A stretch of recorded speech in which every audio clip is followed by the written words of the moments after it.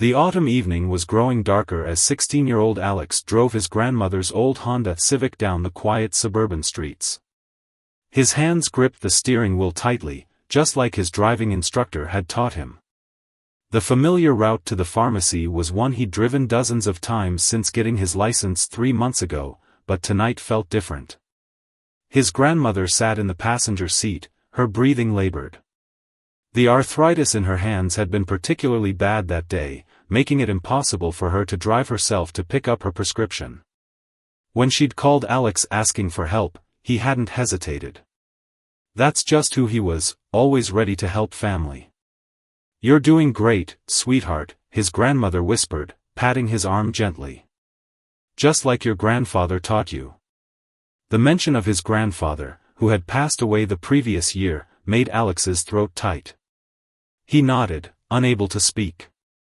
The red and blue lights flashing in his rearview mirror came out of nowhere. Alex's heart jumped into his throat, but he remembered what his parents had taught him. Slowly and carefully, he signaled and pulled over to the curb, making sure to stop well clear of the intersection. "It's okay, Alex," his grandmother assured him, though he could hear the worry in her voice. "You weren't speeding.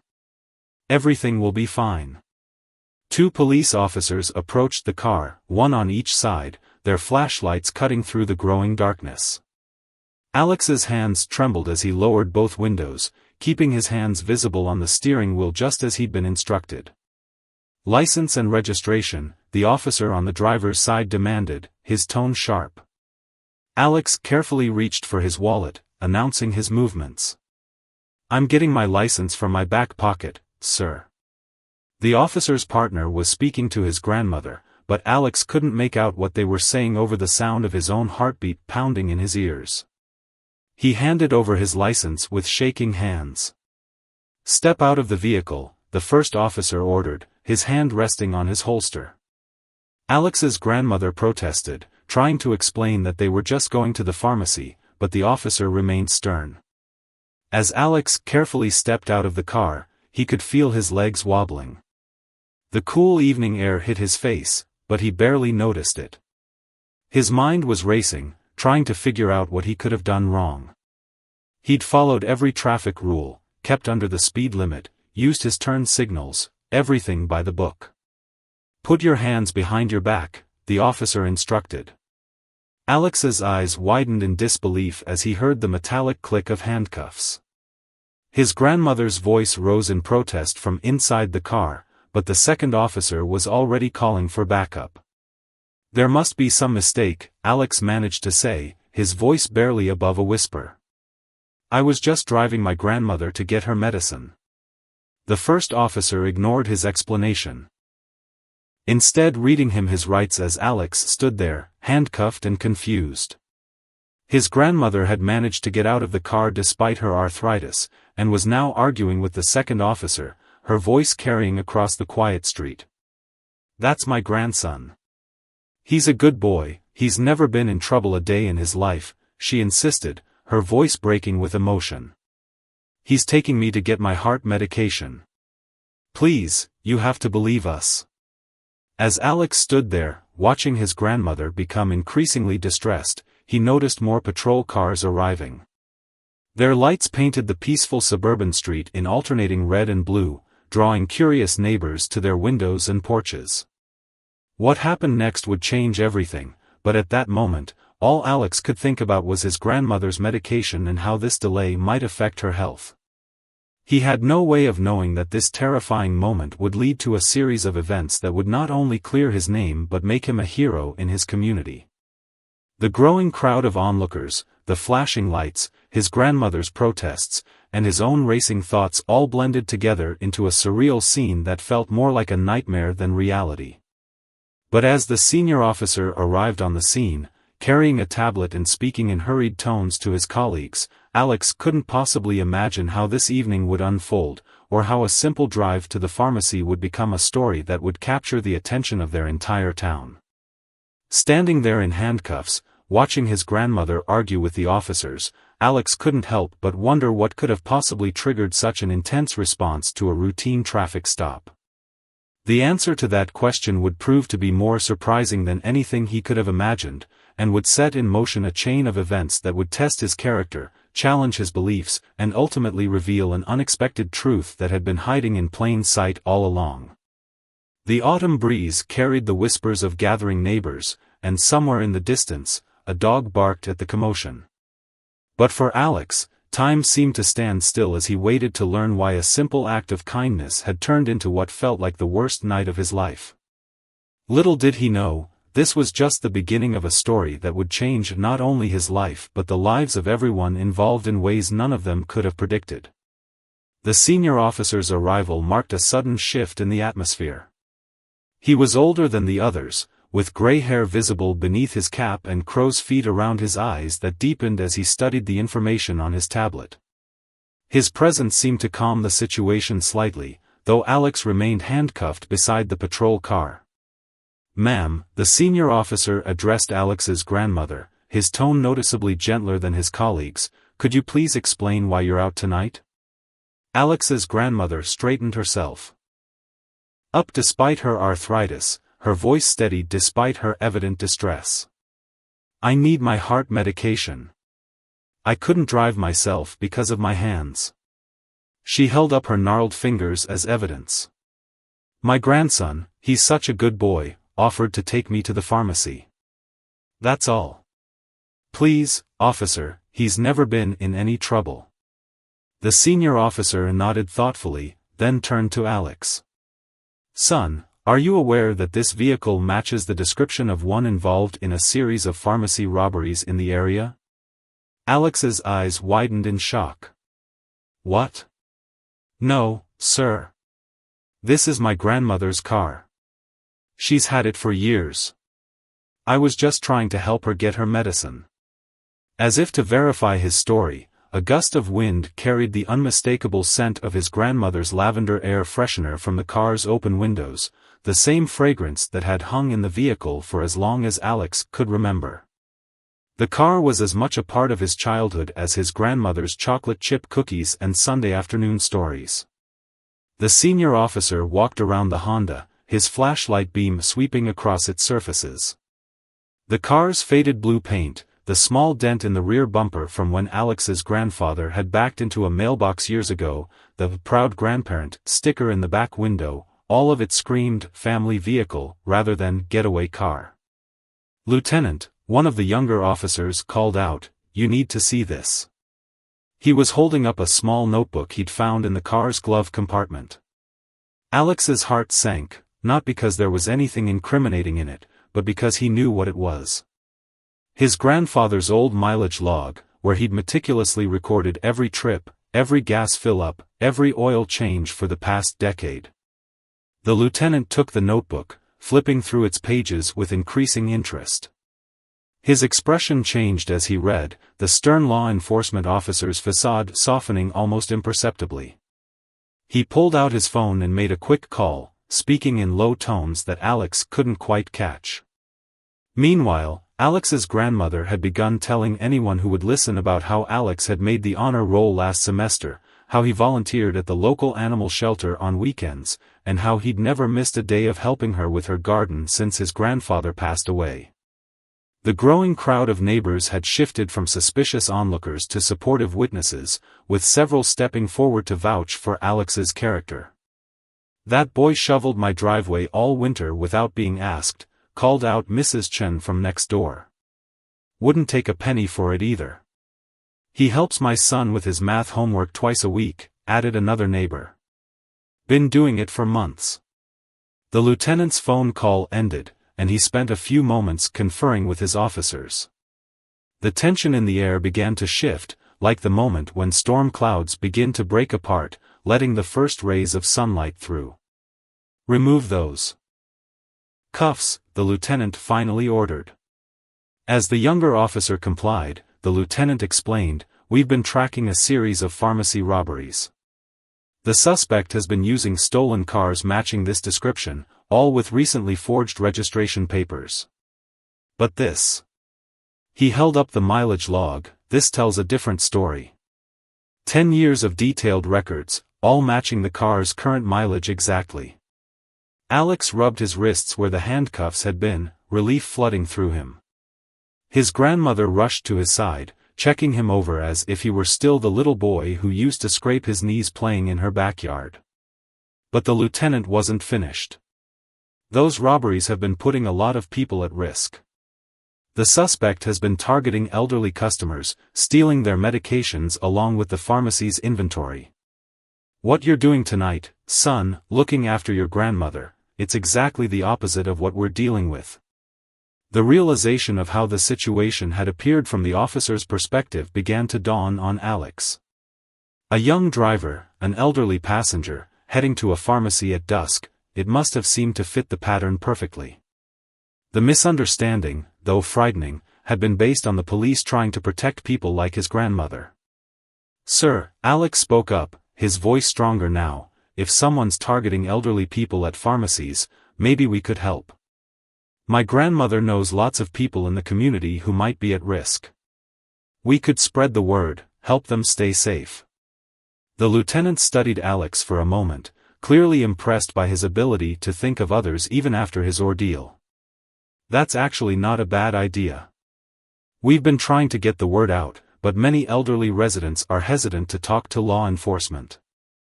As the officers began to pack up their equipment and the neighbors dispersed, the lieutenant handed Alex and his grandmother his card.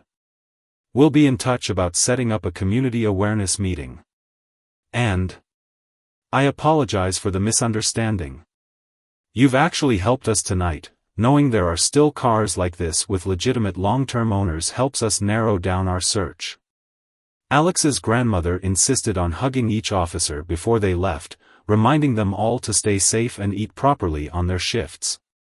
The night had turned out nothing like Alex had expected, but as he helped his grandmother back into the passenger seat, he felt a strange sense of purpose. Sometimes, he realized, the scariest moments in life could lead to unexpected opportunities to help others. The pharmacy was still open when they finally arrived, the fluorescent lights casting a warm glow through the windows. As Alex helped his grandmother out of the car, they noticed the lieutenant had followed them, parking discreetly across the street, just to be safe. The night's events had transformed from a frightening case of mistaken identity into the beginning of something much bigger, though neither Alex nor his grandmother could yet imagine just how big it would become. The next few days passed in a whirlwind of activity. Word of Alex's encounter with the police spread through the community like wildfire, but not in the way anyone might have expected. Instead of becoming a story about police misconduct or teenage trouble, it transformed into something that brought the neighborhood together. The living room of Alex's grandmother's house had become an unofficial community center. Every afternoon after school, Alex would arrive to find a new collection of elderly neighbors gathered around her floral-patterned couch, sharing stories over cups of tea and his grandmother's famous lemon cookies. "It happened to the Wilsons too," one elderly gentleman was saying as Alex walked in that Wednesday afternoon. "Someone followed Helen from the pharmacy last week. She was so frightened she dropped her prescriptions in the parking lot." Alex's grandmother nodded sympathetically, her knitting needles clicking steadily as she worked on what appeared to be her 10th scarf of the week. "That's exactly why we need to look out for each other," she said, then brightened as she spotted Alex. "Oh, sweetheart, perfect timing. Could you help Mrs. Rodriguez check her car? She thinks someone might have tampered with it." Setting his backpack down, Alex grabbed the small flashlight his grandfather had always kept by the door. Outside, he found Mrs. Rodriguez's car, a well-maintained older model similar to his grandmother's. As he checked under the vehicle and around the wheels, he noticed something odd, small scratches around the lock that shouldn't have been there. His heart racing, Alex took photos with his phone before heading back inside. The lieutenant had given him a direct number to call with any information, and this definitely seemed worth reporting. But before he could step through the door, he overheard a conversation that made him pause. "It's not just the medications they're after," a quiet voice was saying. "My friend Patricia, you remember her from the garden club? She caught someone trying to get information about her bank accounts while she was picking up her prescription. They seemed to know exactly when she'd be there." Alex entered the room just as his grandmother was serving another round of tea. The concern on everyone's faces was evident, but there was something else too, a determination that hadn't been there before. These weren't helpless victims, they were a community ready to fight back. "Alex," his grandmother called, "tell everyone about that idea you had at the community center meeting yesterday." Feeling slightly self-conscious with all eyes on him, Alex cleared his throat. "Well, I was thinking, we all have phones with cameras now, right? And most of our cars have dash cams. If we could somehow coordinate, create a network of people watching out for each other." He trailed off as he noticed Mrs. Rodriguez nodding enthusiastically. "My grandson installed a dash cam in my car last Christmas. I never thought I'd use it, but now." The lieutenant had been skeptical when Alex first suggested creating a community watch specifically for pharmacy visits. "We can't have civilians putting themselves at risk," he'd argued. But Alex's idea wasn't about confrontation, it was about prevention and documentation. As he explained his plan to the room full of elderly neighbors, Alex could see the spark of hope in their eyes. The fear that had been building in the community was being replaced by something stronger, a sense of empowerment and unity. "We could take turns," suggested Mr. Patel, who owned the convenience store down the street. "Create a buddy system for pharmacy trips. No one goes alone. And we could use that group chat thing my granddaughter set up for me," added another neighbor. "What's it called again?" "WhatsApp." The energy in the room was infectious. Alex's grandmother beamed with pride as she watched her grandson become the center of an impromptu planning session. But beneath her smile, there was worry too. She'd noticed things she hadn't told Alex about yet: suspicious cars driving past her house, unusual phone calls asking about her schedule. Later that evening, as Alex was helping clean up the tea cups, his grandmother pulled him aside. "Sweetheart," she began, her voice low, "there's something you should know. I think someone's been watching the house." Alex felt his chest tighten. "What do you mean?" "Just little things," she said, trying to sound casual. "Cars I don't recognize parked across the street. Someone called last week asking about my medication schedule, claiming to be from the pharmacy. But when I called the pharmacy back, they said they hadn't called anyone." Before Alex could respond, his phone buzzed, a message from the lieutenant. The photos Alex had taken of Mrs. Rodriguez's car had revealed something significant. The scratches matched the pattern found at other crime scenes, but this time, they had something new: partial fingerprints. As Alex read the message, he realized they were closer to catching the criminals than anyone had thought. But he also understood that this meant everyone involved, including his grandmother, might be in more danger than they'd realized. The community's increased vigilance hadn't gone unnoticed by the criminals. That night, as Alex drove home, his mind was racing. The simple act of helping his grandmother get her medication had snowballed into something much bigger. He'd uncovered a criminal operation that wasn't just about stealing medications, it was about targeting vulnerable elderly residents in a sophisticated scheme that went far beyond simple theft. What had started as a frightening case of mistaken identity was becoming a real-life mystery, with his grandmother's house at the center of it all. And somehow, Alex had found himself in the middle of it, balancing his normal teenage life with an increasingly complex web of community organization and police cooperation.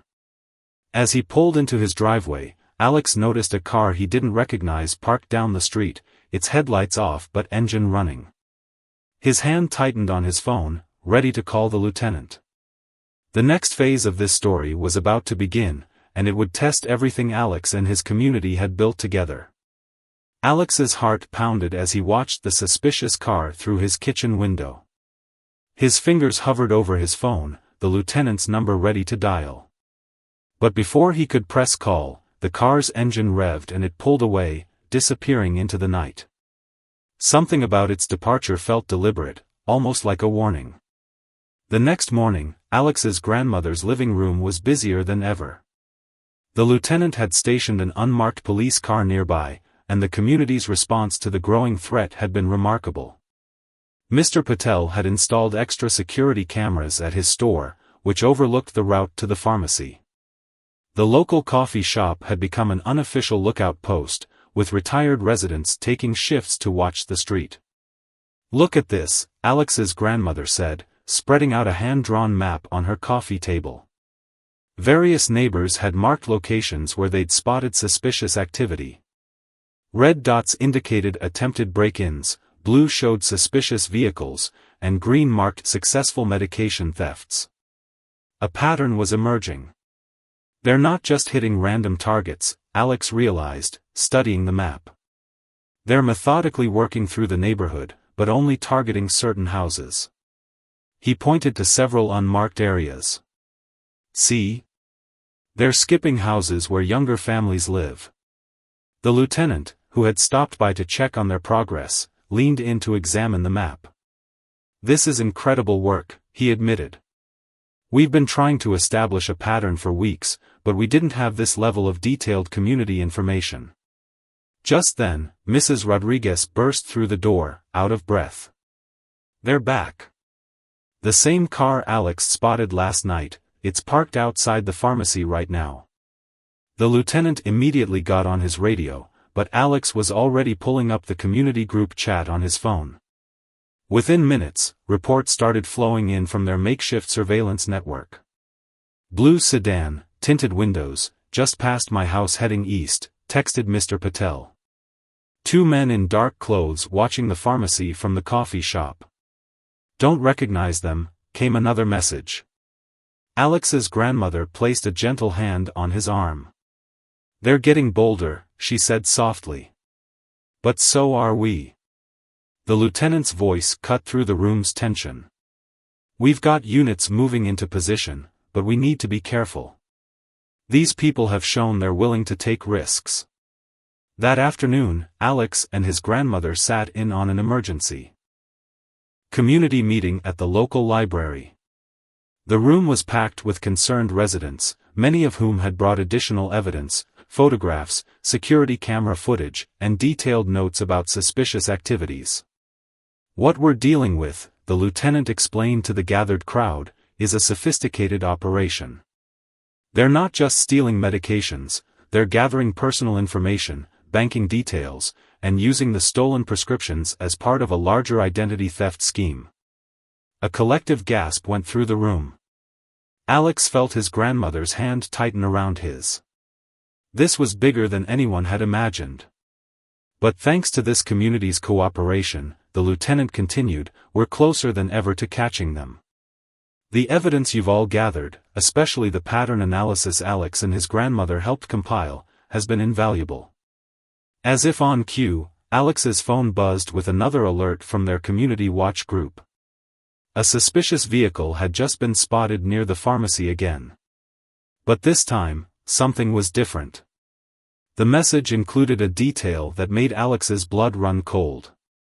"They have my grandmother's prescription records," he whispered to the lieutenant. "They know exactly when she needs to refill her heart medication, and it's due tomorrow." The lieutenant's expression hardened. "This could be our chance. They might think they have the upper hand, but they don't know about our community network." A plan began to form. The pharmacy agreed to help, setting up additional security cameras and coordinating with the police. Community members volunteered to position themselves strategically around the neighborhood, ready to document any suspicious activity. That evening, as Alex helped his grandmother prepare for the next day, he couldn't shake the feeling that they were approaching a turning point. The once quiet suburban streets had become the backdrop for an intricate game of cat and mouse, with elderly residents' safety hanging in the balance. "Are you scared?" he asked his grandmother as they sat on her porch, watching the sunset. She smiled, her eyes twinkling with unexpected mischief. "Scared? No, sweetheart. I'm angry. These people think we're easy targets because we're old. They don't realize that age comes with wisdom, and strength in numbers." As darkness fell, Alex noticed more neighbors than usual taking evening walks, each one equipped with phones and cameras. The local teenagers had joined in too, riding their bikes in careful patterns around the blocks, all coordinating through the group chat. Mrs. Chen's grandson, a computer science student, had even created a simple app to help track suspicious vehicles and coordinate their community watch efforts. The criminals might have technology and criminal expertise on their side, but they were up against something more powerful, a community united in purpose. Late that night, as Alex lay in bed unable to sleep, his phone lit up with a message from the lieutenant: "Tomorrow's the day. Everything's in place. Get some rest, you'll need it." Alex stared at the ceiling, his mind racing. Tomorrow, his grandmother would need to pick up her prescription. Tomorrow, the criminals might make their move. Tomorrow, all their preparation and community effort would be put to the test. What had started with a frightening traffic stop had evolved into something none of them could have predicted, a community-wide effort to protect their most vulnerable members and bring down a criminal organization that had underestimated the power of neighborhood unity. As he finally drifted off to sleep, Alex couldn't help but wonder what his grandfather would think of all this. Somehow, he had a feeling the old man would be proud, not just of Alex, but of how the entire community had come together, turning fear into strength and isolation into connection. Dawn broke over the neighborhood with an unusual buzz of activity. Alex's grandmother sat at her kitchen table, calmly sipping her morning tea, though Alex could see her hands trembling slightly as she held the cup. Today was the day they'd been preparing for, and everything had to go perfectly. Remember, the lieutenant had told them during their final briefing, stick to the routine. They've been watching, studying patterns. Any deviation might tip them off. So Alex went through his normal morning routine, helping his grandmother with breakfast, checking her medication schedule, and preparing for what seemed like a regular trip to the pharmacy. But nothing about this day would be regular. The community chat was unusually quiet. Everyone knew their positions, their roles. Mr. Patel's security cameras were rolling. Mrs. Chen's grandson had his drone ready for aerial surveillance, all properly permitted and coordinated with law enforcement. Even the local paper delivery boy had been briefed, his route slightly adjusted to provide extra eyes on the street. At precisely 10:15 a.m., Alex helped his grandmother into the car. The familiar scent of lavender still hung in the air, but today it did little to calm his nerves. As they pulled out of the driveway, he noticed Mrs. Rodriguez watering her plants, exactly as planned. She gave them a slight nod as they passed. "You're gripping the wheel too tight, dear," his grandmother said softly. "Remember what your grandfather always said about gentle hands making for smooth driving." Alex forced himself to relax his grip, amazed at how his grandmother could remain so calm. But then again, she'd lived through much harder times than this. The strength of her generation never ceased to amaze him. They were halfway to the pharmacy when they spotted the first tail, a dark blue sedan, just as expected. Alex's heart rate increased, but he maintained his speed, making all the usual turns. In his rearview mirror, he could see Mr. Patel's delivery van following at a discreet distance, right on schedule. The pharmacy parking lot was relatively empty when they arrived, though Alex recognized several cars belonging to their community watch members. As he helped his grandmother out of the car, he noticed movement near the pharmacy's back entrance, two men in dark clothing trying to look inconspicuous while speaking into phones. Inside the pharmacy, the staff played their parts perfectly. The pharmacist, who had been briefed by the police, took longer than usual to process the prescription, giving time for everything to fall into place. Alex's grandmother engaged in casual conversation with another elderly customer, actually an undercover officer, while Alex pretended to browse the vitamin aisle. The bell above the door chimed as two more men entered the pharmacy. Alex's pulse quickened as he recognized one of them from the security footage they'd gathered. The man's eyes scanned the store, lingering a moment too long on Alex's grandmother. That's when everything happened at once. The men approached the pharmacy counter, but before they could make their move, Mr. Patel's voice came over the store's intercom, the signal they'd arranged. "Cleanup needed in aisle 3. Cleanup in aisle 3. In that instant, the carefully orchestrated plan sprang into action. The undercover officers revealed themselves, while outside, police vehicles that had been hidden in strategic locations converged on the pharmacy. The community chat exploded with updates as elderly residents and their families reported suspicious vehicles trying to flee the area, helping law enforcement track their escape routes. Alex's grandmother, showing remarkable composure, continued her conversation with the undercover officer as if nothing was happening. Her calm demeanor in the chaos that followed would later become a neighborhood legend. The main suspect tried to run but found his path blocked by Mrs. Rodriguez's grandson, a high school football player, who had been pretending to stock shelves. The second man made it to the door only to find himself surrounded by a group of elderly gardening club members, their wheelchairs and walkers forming an unexpectedly effective barrier. "You didn't think we'd just sit back and let you prey on our community, did you?" Alex's grandmother called out, her voice strong and clear. The look of shock on the criminals' faces at being outsmarted by the very people they'd thought were easy targets was priceless. The lieutenant arrived moments later, coordinating with his teams as they secured the scene. The operation had yielded more than just arrests. They'd recovered stolen prescription records, credit card information, and evidence linking the group to similar schemes in other cities. As the suspects were led away in handcuffs, the lieutenant approached Alex and his grandmother. "We couldn't have done this without you two," he said, genuine admiration in his voice. "Your idea to unite the community, to turn their targeted victims into an organized network, it was brilliant."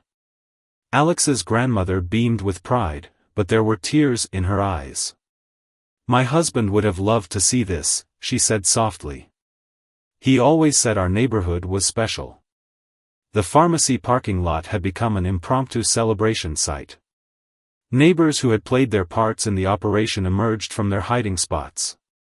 Mrs. Chen's grandson landed his drone, its camera having captured crucial evidence. Mr. Patel started handing out beverages from his store. Local news crews began arriving, drawn by the unusual police activity. The story they would tell was remarkable, how a frightening traffic stop had led to the discovery of a criminal operation, and how a community of elderly residents and their families had worked together to bring it down. But what the cameras couldn't capture was the deeper transformation that had taken place. The neighborhood had changed. Where there had once been isolated elderly residents living in fear, there was now a tight-knit community bound together by their shared triumph. As Alex helped his grandmother back into the car, this time with her prescription safely in hand, she turned to him with a knowing smile. "You know, sweetheart, sometimes the worst moments in our lives lead us to our finest hours. Just like that terrible night when you were handcuffed, look at all the good that came from it." Alex nodded, understanding exactly what she meant. The fear and confusion of that night had led to something extraordinary, not just the breaking up of a criminal operation, but the strengthening of an entire community. As they drove home, followed by a parade of neighbors heading to his grandmother's house for an impromptu celebration, Alex realized that some victories were bigger than catching bad guys. The real victory was in the connections formed, the barriers broken down between generations, and the discovery that even the most vulnerable among us could become powerful when united in purpose.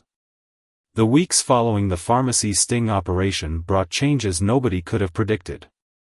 Alex's grandmother's living room had transformed from an informal meeting place into what the local paper called the Community Command Center. Every surface was covered with thank you cards, newspaper clippings, and photos documenting their triumph. "Can you believe this?" Alex's grandmother chuckled, holding up the morning paper. The headline read, "Senior Citizens and Teen Hero Unite to Crack Criminal Ring." Below it was a photo of Alex and his grandmother, surrounded by their neighbors, all wearing matching t-shirts that Mr. Patel's daughter had designed. They read, "Community Guardians," in bold letters. But the real story wasn't in the headlines. It was in the small moments that followed, the ways their community had been forever changed by their shared experience. The police department had asked Alex to speak at their community outreach program. Standing at the podium, he'd been nervous at first, but then he spotted his grandmother in the audience, sitting with Mrs. Rodriguez and Mrs. Chen, all of them beaming with pride. The story of their neighborhood's transformation had sparked interest from communities across the state. It started with a misunderstanding, Alex told the crowded auditorium. I was handcuffed on the side of the road, terrified. But that moment led to something incredible. It showed us that age doesn't determine strength, and that sometimes the people others see as vulnerable can be the most powerful when they work together. The lieutenant, now a regular visitor to their neighborhood, had implemented new training programs based on their experience. Community policing isn't just about patrolling neighborhoods, he explained during one of their weekly meetings. It's about understanding the strength that exists within those communities. Alex's grandmother's house had become more than just a meeting place, it was a symbol of their community's resilience. The garden club, which had once focused solely on flowers, had expanded its mission. They now maintained a community vegetable garden, with younger residents helping their elderly neighbors tend to the plots. One afternoon, as Alex helped Mrs. Rodriguez with her tomato plants, she shared something unexpected. You know, before all this happened, I was thinking of moving to a retirement community. I didn't feel safe here anymore. She smiled, gesturing to the bustling garden where neighbors of all ages worked together. Now, I can't imagine being anywhere else. The criminal scheme had inadvertently created something they never intended, a community where isolation was replaced with connection, fear with strength, and vulnerability with empowerment. The pharmacy had undergone changes too. The owner had worked with the police to implement a new safety program, with volunteers helping elderly customers to and from their cars. What had once been a simple business had become another hub of community activity, with a small seating area where neighbors could chat while waiting for prescriptions. But perhaps the most significant change was in how the younger and older generations now interacted. Alex's initial idea of using technology to connect the community had blossomed into something bigger. Local high school students had started a Tech Buddies program, helping elderly residents master their smartphones and computers. The Community Watch app, originally created for security, had evolved into a platform for sharing everything from gardening tips to recipe exchanges. Your grandfather would be so proud, Alex's grandmother told him one evening as they sat on her porch, watching the sunset. The street was alive with activity, children riding bikes, elderly neighbors chatting on their walks, young families stopping to exchange greetings. He always said that a community is only as strong as its connections. The investigation had revealed just how extensive the criminal operation had been. The gang had been targeting elderly residents in communities across 3 states, exploiting their isolation and vulnerability. But they'd never encountered a neighborhood like this one, where an attempted crime had catalyzed a transformation. Local businesses had gotten involved too. Mr. Patel's store now offered free delivery services for elderly residents. The coffee shop had started a community connection hour, where neighbors could gather and share concerns or simply enjoy each other's company. What had begun as a security measure had become a way of life. 1 year after the night of Alex's arrest, the community organized a celebration. They called it Unity Day, and it brought together not just their neighborhood, but representatives from other communities hoping to learn from their example. The lieutenant, now promoted to captain, gave a speech that brought tears to many eyes. A year ago, we thought we were dealing with a simple case of prescription theft. What we discovered was something far more valuable, a blueprint for how communities can protect and support their most vulnerable members. Alex's grandmother, standing beside him on the makeshift stage in the community center, squeezed his hand. "Remember when you were worried about being late to pick up my prescription that night?" she whispered. "Sometimes being in the wrong place at the right time is exactly where you need to be." The celebration included presentations from various community members. Mrs. Chen's grandson demonstrated how their security app had evolved into a community support platform. The gardening club showcased their expanded program, which now included educational workshops for local schools. Even the teenagers who had helped with surveillance shared how the experience had inspired several of them to pursue careers in law enforcement or community service. As the sun set on the celebration, Alex found himself back in his grandmother's living room, surrounded by the photos and mementos of their journey. The old mileage log that had helped clear his name that first night sat in a place of honor on the mantel, next to a framed copy of the newspaper article about their success. "You know what the best part is," his grandmother said, serving her famous lemon cookies to a group of neighbors who had stopped by. "It's not just about feeling safer. It's about feeling connected. We're not just neighbors anymore, we're family." Looking around the room, Alex couldn't help but smile. The elderly residents who had once been targets were now leaders in their community. The teenagers who had once been glued to their phones were now using technology to strengthen neighborhood bonds. And his grandmother's house, which had once been just another stop on his daily routine, had become the heart of something extraordinary.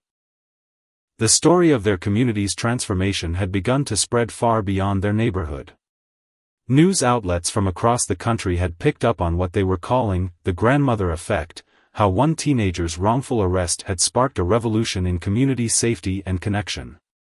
Alex stood nervously backstage at the National Community Safety Conference, adjusting his tie. His grandmother sat in the front row, chatting animatedly with police chiefs and community leaders from various cities. Who would have thought that their small suburban neighborhood would become a model for communities nationwide? "Just speak from the heart," his grandmother had advised earlier that morning. "Tell them about that night, about how scared you were. And then tell them about what happened after, how fear turned into something beautiful." As Alex took the stage, he saw familiar faces in the audience. The lieutenant, now captain, sat beside his grandmother.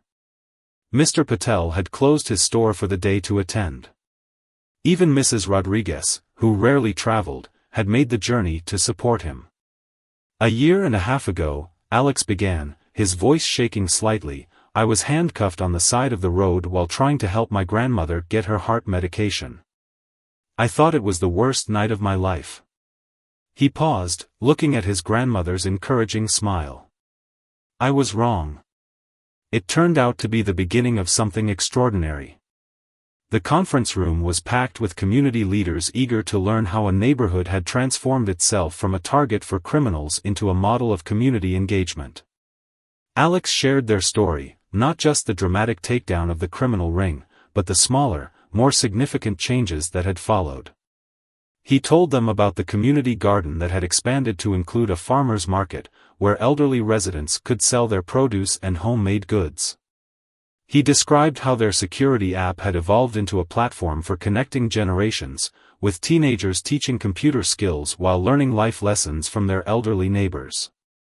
"But the real change," Alex continued, "wasn't in the programs we created or the security measures we implemented. It was in how we began to see each other. The elderly residents who were once considered vulnerable became our community's greatest strength. Their wisdom, experience, and determination became the foundation of our success." After the presentation, leaders from other communities crowded around Alex and his grandmother, eager to learn more. A police chief from a large city wanted to know about their community watch system. A mayor from a small town was interested in their intergenerational programs.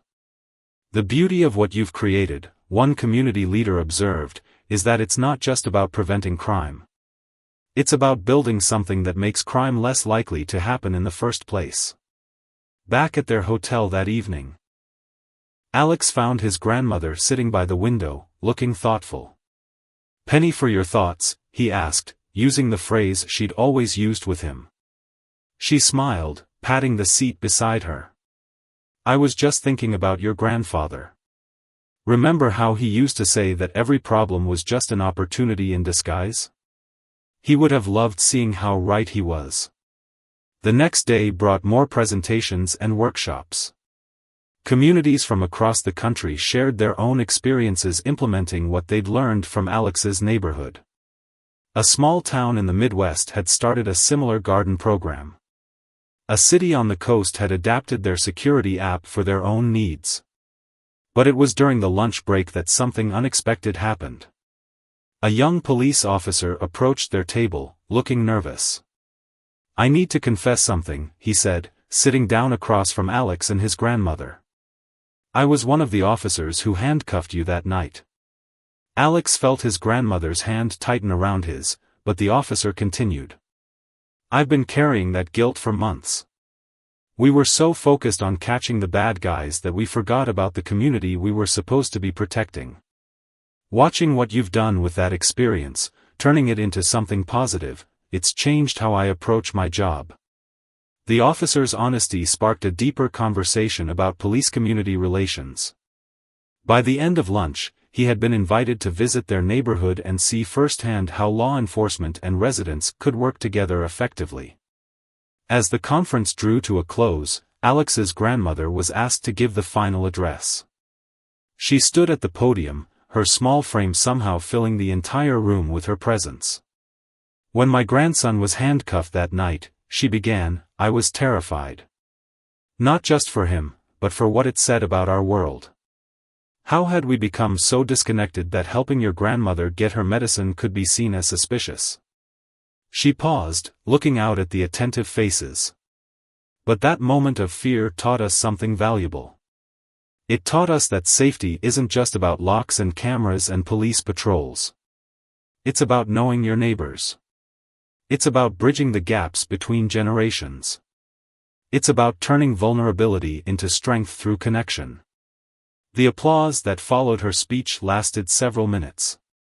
As they left the conference center, Alex noticed his grandmother wiping away tears. "Happy tears," she assured him. "I just never imagined that our little neighborhood could make such a big difference." On the flight home, Alex scrolled through messages from the community chat. The garden club was planning a harvest festival. The Tech Buddies program had expanded to include coding classes for seniors. Mrs. Rodriguez's grandson had been accepted to police academy, inspired by their community's transformation. "You know what the best part is," his grandmother said, looking up from her knitting. "Every community that implements these ideas will do it in their own unique way. They'll take what we started and make it even better." Alex nodded, understanding what she meant. Their story wasn't just about one neighborhood's triumph over crime. It was about rediscovering the power of community in an age of disconnection. It was about turning a moment of injustice into a movement for positive change. As their plane descended toward home, Alex could see their neighborhood from above. The community garden was visible, a green patchwork in the midst of suburban streets. Cars were parked outside his grandmother's house, probably another community meeting in progress. Even from this height, he could sense the vibrancy of the community they'd helped create. "Ready to go home?" his grandmother asked, squeezing his hand as they began their descent. "More than ready," Alex replied, knowing that home now meant something far bigger than it had before. It meant returning to a community that had turned adversity into strength, fear into connection, and a simple traffic stop into a revolution of neighborhood unity. 2 years had passed since that fateful night when Alex was handcuffed on the side of the road. On a bright Sunday afternoon, the community gathered in the newly dedicated Unity Park, a transformed vacant lot that had once been a trouble spot in the neighborhood. The occasion was both a celebration and a reflection of how far they'd come. Alex stood beside his grandmother, watching as children played on equipment that local businesses had helped install. Elderly residents sat on benches named in honor of community members, including one dedicated to his grandfather. The sight brought tears to his grandmother's eyes. "Your grandfather would have loved this," she said, adjusting the fresh flowers she'd placed on his bench. "Especially the chess tables. He always said a good game of chess could bring anyone together." The park had become a symbol of their community's journey. Where there had once been an empty lot that attracted suspicious activities, there was now a vibrant space where all generations came together. The security cameras that Mr. Patel had donated were barely noticeable, blending seamlessly into the landscape of community connection. "Alex," called out a familiar voice. He turned to see the captain, formerly lieutenant, approaching with a group of police academy cadets. "Would you mind sharing your story with our new recruits? They're studying community-based policing, and there's no better example than what happened here." As Alex began to speak, he noticed how many of the cadets were taking notes. His story had become part of their training curriculum, an example of how a potential tragedy could transform into a triumph of community spirit. The most important lesson, he told them, wasn't about catching criminals. It was about understanding that safety isn't just about law enforcement, it's about building connections strong enough to prevent crime in the first place. Mrs. Rodriguez, who now led the community garden program, joined the group. "Before all this," she shared with the cadets, "I was afraid to answer my door. Now, I can't walk down the street without stopping to chat with neighbors every few feet." The celebration had drawn visitors from neighboring communities who had implemented their own versions of their success story. Each had adapted the ideas to fit their unique needs, but the core principle remained the same: building bridges between generations and transforming vulnerability into strength through unity. A group of teenagers demonstrated their latest upgrade to the community app, which now included features for coordinating volunteer services, organizing social events, and even tracking the ripening times of fruit trees in the community garden. What had started as a security measure had evolved into a digital town square. "Remember when we thought technology was driving people apart?" Alex's grandmother chuckled, watching the demonstration. "Look at it bringing everyone together instead." The pharmacy, once a target for criminals, had become a community hub. The pharmacist had expanded the waiting area into a small cafe where elderly residents could socialize while waiting for prescriptions. Young volunteers still accompanied seniors on their pharmacy trips, but now it was more about companionship than security. Mr. Patel's store had evolved too. The security cameras that had helped catch the criminals now mostly captured moments of community kindness: teenagers helping elderly neighbors with groceries, children running lemonade stands for charity, and impromptu dance celebrations when someone shared good news. As the afternoon progressed, Alex found himself sitting with his grandmother on his grandfather's memorial bench, watching the community they'd helped build. Children played while their parents chatted with elderly neighbors. The Tech Buddies program had set up a table where teenagers were helping seniors navigate their smartphones. "You know what makes me proudest?" his grandmother said, watching a group of elderly residents teaching young children how to plant flowers. "It's not just that we made the neighborhood safer. It's that we made it more human." The captain joined them, holding a folder. "I thought you might want to see this," he said, pulling out a report. "Crime rates in the neighborhood have dropped by 80% since we implemented your community model. But here's the really interesting part: mental health has improved, especially among elderly residents. Loneliness and depression rates have plummeted." Alex's grandmother nodded knowingly. "Of course they have. Nobody feels alone anymore. We're all looking out for each other." As the sun began to set, the community gathered for their traditional Sunday potluck dinner, a practice that had started during their first meetings and had become a beloved ritual.